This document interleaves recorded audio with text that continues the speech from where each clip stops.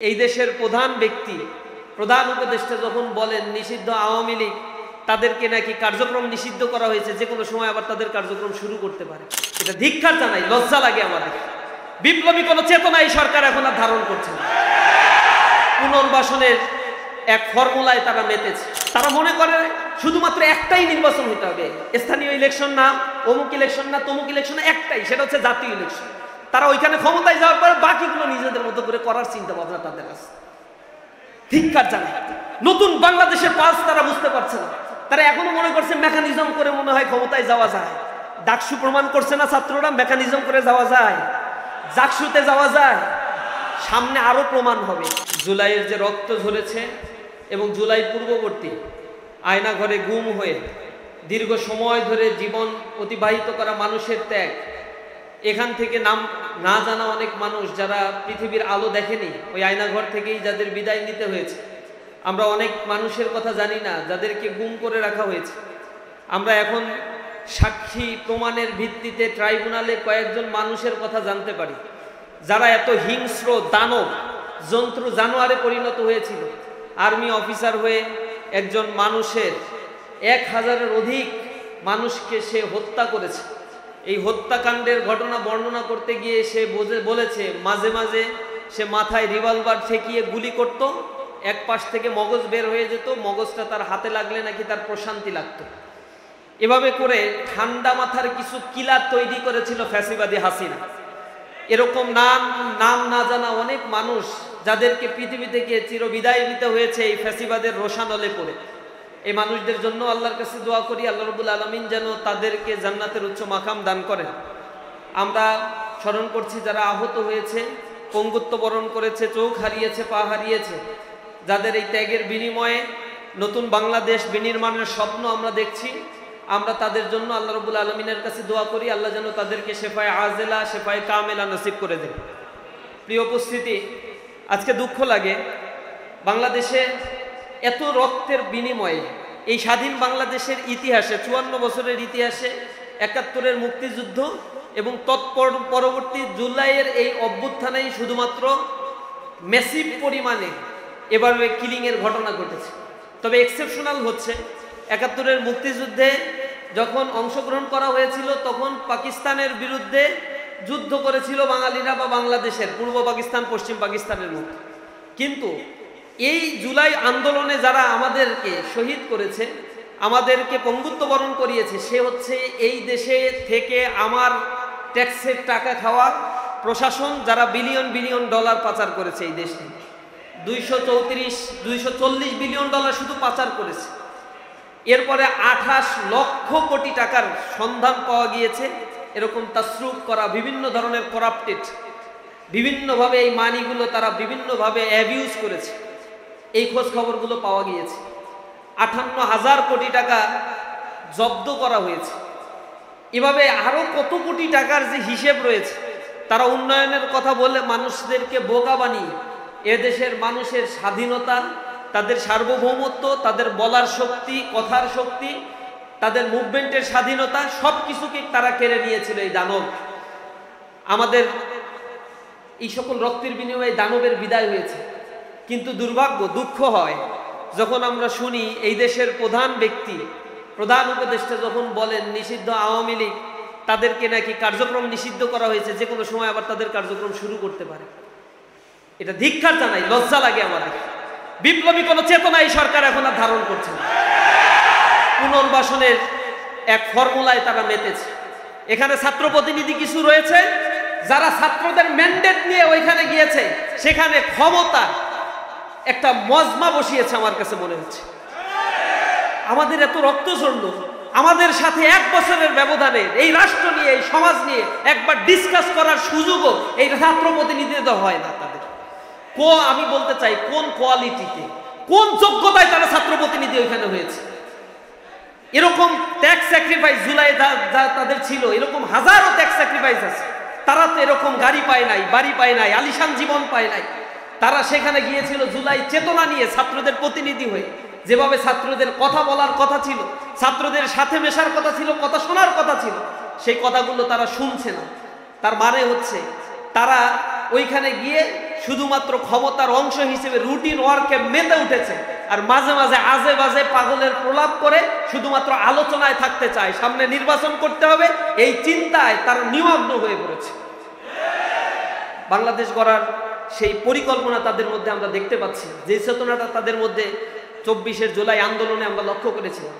আমরা প্রতিনিধিদের কাছে এখনো দাবি জানাই, অন্য যারা প্রতিনিধি উপদেষ্টায় আসেন তারা তো বিভিন্ন ক্যাটাগরির মানুষ থেকে সেই প্রতিনিধিত্ব তারা গ্রহণ করেছে।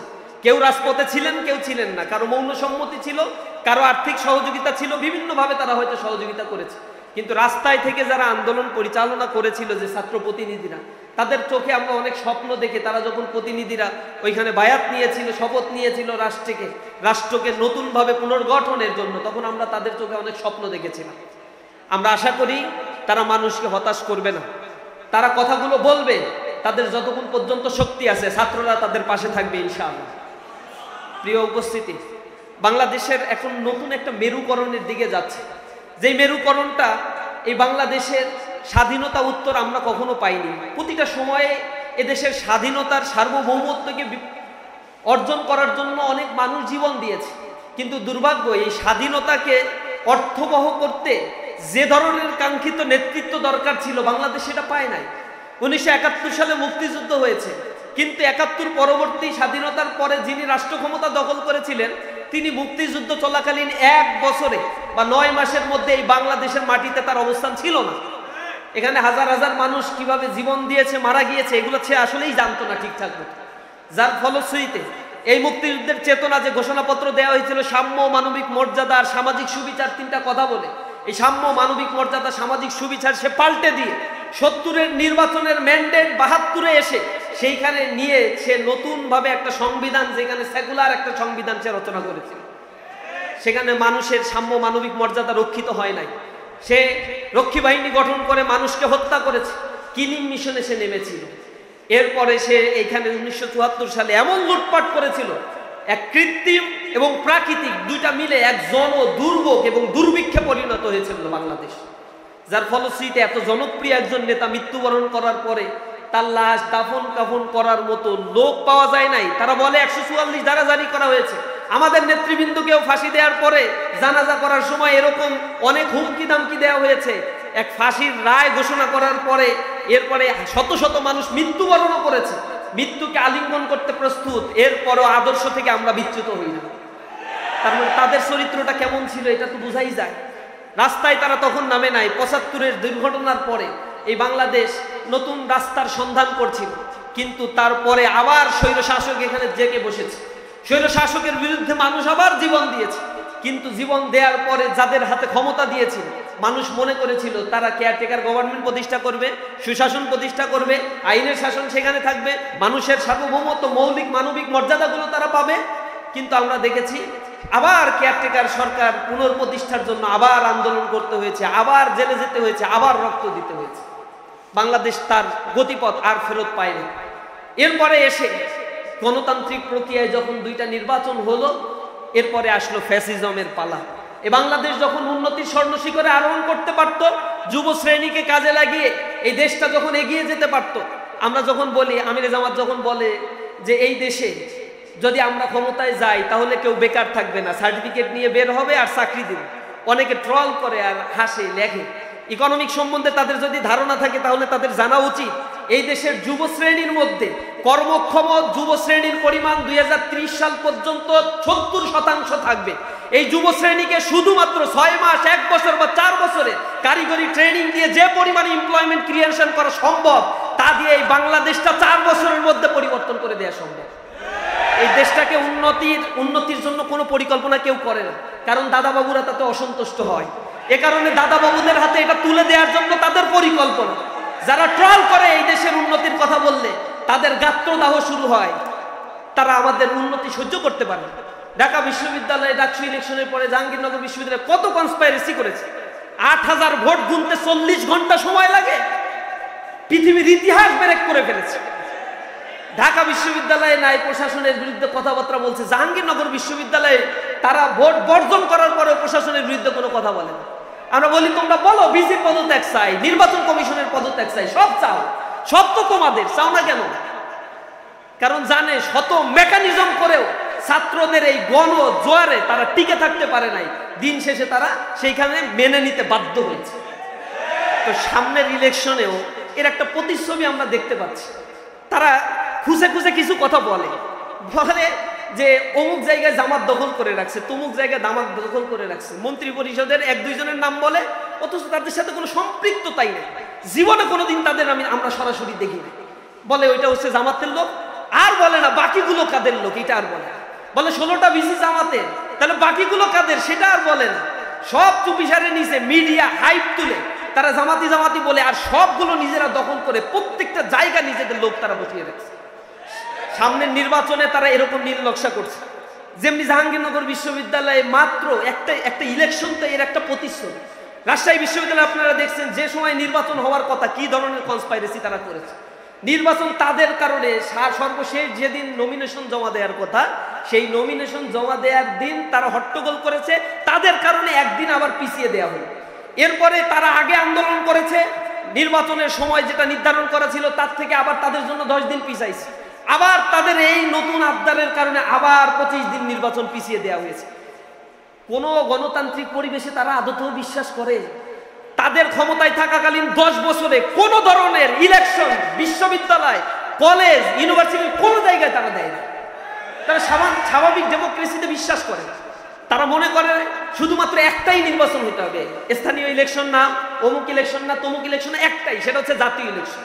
তারা ওইখানে ক্ষমতায় যাওয়ার পরে বাকিগুলো নিজেদের মতো করে করার চিন্তা ভাবনা তাদের আছে। ধিক্কার জানায়। নতুন বাংলাদেশের পালস তারা বুঝতে পারছে না। তারা এখনো মনে করছে মেকানিজম করে মনে হয় ক্ষমতায় যাওয়া যায়। ডাকসু প্রমাণ করছে না ছাত্ররা মেকানিজম করে যাওয়া যায়, জাকসুতে যাওয়া যায়। সামনে আরো প্রমাণ হবে।